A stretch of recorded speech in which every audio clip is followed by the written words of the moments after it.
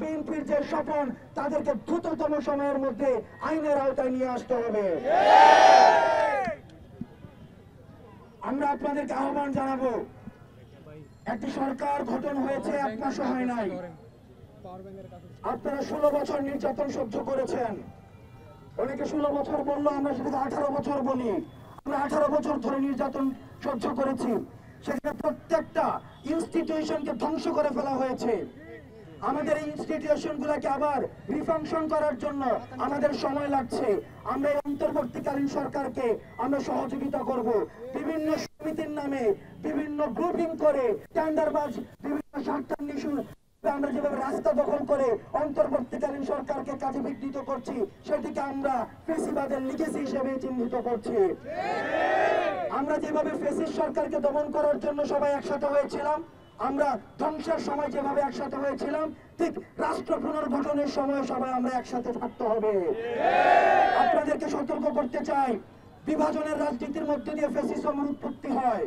আপনারা ইতিমধ্যে দেখে থাকবেন, আমাদের মধ্যে বিভাজনের রাজনীতির যে ইনজেকশন রয়েছে সেটিকে আবার পুশ করার চেষ্টা করা হচ্ছে।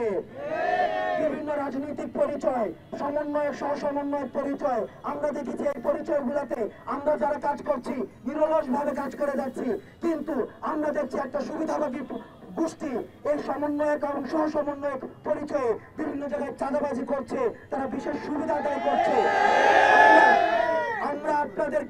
আমরা আপনাদের প্রতি আহ্বান জানাবো, সমন্বয়ক এবং সহসমন্বয়ক বিশেষ কোন সুযোগ সুবিধার দাবি রাখে না।